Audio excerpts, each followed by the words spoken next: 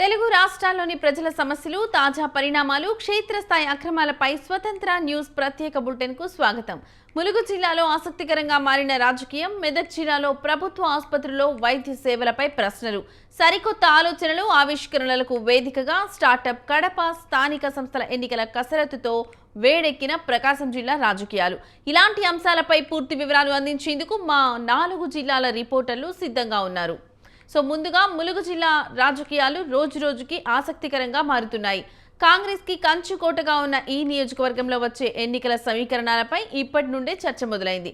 పోడెం వీరయ్య మళ్లీ ములుగు బరిలోకి వస్తారనే ప్రచారం కూడా రాజకీయ వర్గాల్లో హాట్ టాపిక్ గా మారింది. మరోవైపు మంత్రి సీతక్కకు ఎదురుగా బలమైన అభ్యర్థి కోసం బీఆర్ఎస్ ప్రయత్నాలు చేస్తోందనే ప్రచారం సాగుతోంది. ఈ నేపథ్యంలో ములుగు రాజకీయ సమీకరణాలు ఎలా మారబోతున్నాయో మా ప్రతినిధి శ్రీనివాసులు మరిన్ని వివరాలు అందిస్తారు. శ్రీనివాసులు, చెప్పండి. Good morning. ఏదైతే ములుగు జిల్లాలో రాజకీయ వేడి రోజు రోజుకు రగులుతుందని చెప్పుకోవచ్చు. గతంలో 2 పర్యాయాలుగా ఎమ్మెల్యేగా గెలిచి ములుగు జిల్లాకు సేవలందించిన పోదెం వీరయ్యను కాంగ్రెస్ పార్టీ అనూహ్య రీతిలో భద్రాచలానికి అటు ట్రాన్స్ఫర్ చేసి అక్కడి నుంచి టికెట్ ఇవ్వడంతో అక్కడ మిరాకిల్ గా అక్కడ పోదెం వీరయ్య అయితే గెలవడం జరిగింది. ఆ తదుపరి టీడీపీ నుంచి వచ్చిన ఎమ్మెల్యే సీతక్కకు ములుగు జిల్లాలో సీటు కేటాయించడంతో ఆమె గెలవడం జరిగింది. దాంతో పాటు నెక్స్ట్ మళ్ళా ఆమె ఈసారి కాంగ్రెస్ పార్టీ టికెట్ కేటాయించడంతో ఇక్కడ ములుగు జిల్లా నుంచి ప్రాతినిధ్యం వహించి ఎమ్మెల్యేగా గెలిచి బీఆర్ఎస్ పార్టీ నుంచి సరైన నాయకత్వం లేకపోవడంతో ఆమె గెలుపు సునాయాసమైందని చెప్పుకోవచ్చు. ఇదే నేపథ్యంలో ఇక్కడ నుంచి మంత్రిగా వ్యవహరిస్తున్న సీతక్కకు ఈ రోజు అక్కడ ఎక్కడ కూడా ఇటు ప్రజల్లో చాలా అభివృద్ధి పదాలతో దూసుకుపోతున్న ములుగు జిల్లాని అభివృద్ధి పథకంలో నడిపిస్తున్న పరిస్థితి ఉంది. కానీ ఎంత అభివృద్ధి చేసినా కూడా సొంత పార్టీ వారి ఆమెపై గుర్రుగా ఉన్నట్టు అని చెప్పేసి బయట అనుకోవడం జరుగుతుంది. అది ఆ నోట ఈ నోట వినిపించిన పరిస్థితి అవుతుంది. ఇదే నేపథ్యంలో ఇక్కడ ఏదైతే ఫస్ట్ సీతక్క టీడీపీ నుంచి పోటీ చేసి ములుగు కాన్స్టిట్యూన్సీ నుంచి 2009లో ఏదైతే ఆమె గెలవడం జరిగింది, ఏదైతే టీడీపీ 2009లో ఓటమి పాడడం జరిగింది. అక్కడ టీడీపీ ఇటు బీఆర్ఎస్ పార్టీ కాంగ్రెస్ పార్టీ మధ్యలో బీఆర్ఎస్ పార్టీ నుంచి మన అజ్మీరా చందులాల్ గారు అక్కడ విజయం సాధించి అక్కడ మంత్రిగా కొనసాగడం జరిగింది.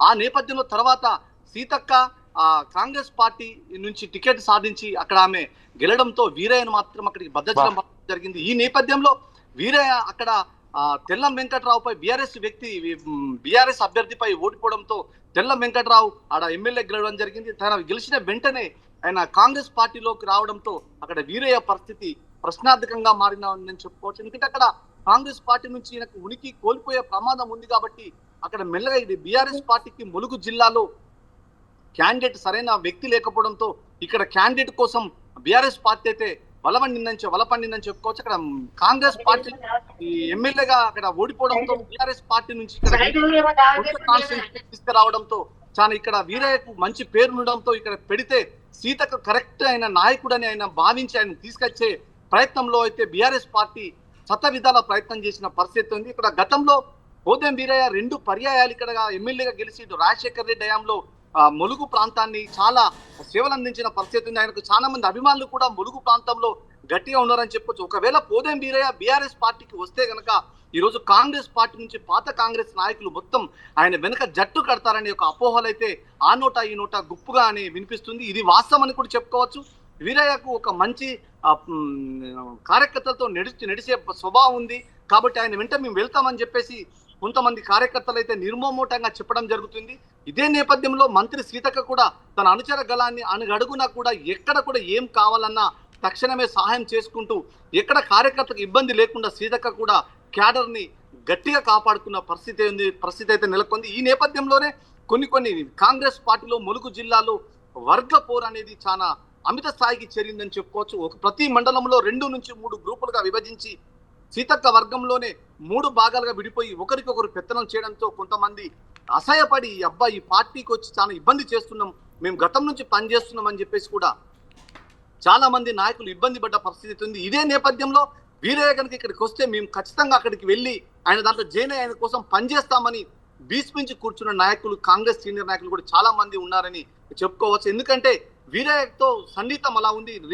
మొన్న ములుగు జిల్లా కేంద్రంలో ఒక గ్రాండ్ పెద్ద హోటల్ను ప్రారంభోత్సవానికి వీరయ్య రావడంతో అక్కడికి తండోపతండాలుగా కార్యకర్తలు ఆయన దగ్గరికి చేరి కొంతమంది అయితే కన్నీటి పర్యంతమైందని కూడా చెప్తున్నారు. ఎందుకంటే అన్నా నువ్వు లేక మా పరిస్థితి దారుణంగా ఉంది ఇదే అని చెప్పడంతో వీరయ్య అందరినీ ఓదార్చి మనం లేదు ఖచ్చితంగా కాంగ్రెస్ పార్టీలోనే మనం ఉంటాం, కాంగ్రెస్ పార్టీలో కొనసాగుతామని బయటికి చెబుతున్న వీరయ్య కానీ లోపల మాత్రం బీఆర్ఎస్ పార్టీతో మంతనాలు సాగించి ఎలక్షన్ కు 1 year ముందు ఈ వీరయ్యని తీసుకొచ్చి ములుగు కాన్స్టిట్యున్సీ నుంచి పోటీ చేద్దామనే ఆలోచనతో బీఆర్ఎస్ పార్టీ అయితే గట్టి కథ నిశ్చయంతో ఉంది. ఇక్కడ ఏదైతే గతంలో పోటీ చేసిన నాగజ్యోతి ఎక్కడ కూడా కార్యకర్తలకు మధ్యలో వెళ్ళలేకుండా ఆమె ఎక్కడ అవపడని పరిస్థితి ఉంది. అందుకని బీఆర్ఎస్ పార్టీ కుదేలైన పరిస్థితి ములుగు జిల్లాలో ఉంది. ఎందుకంటే పురుడు పోసుకున్న గడ్డగా పేరొందిన టీఆర్ఎస్ పార్టీకి మంచి పట్టున్న ప్రాంతం అయితే ఈ ములుగు కాన్స్టిట్యున్సీ అని చెప్పుకోవచ్చు. అయినా కూడా ఇక్కడ బీఆర్ఎస్ పార్టీ చక్కిలబడ్డదంటే సీతక్కం ధాటికి తట్టుకోలేని పరిస్థితి అయితే ఇక్కడ ఉందని చెప్పుకోవచ్చు.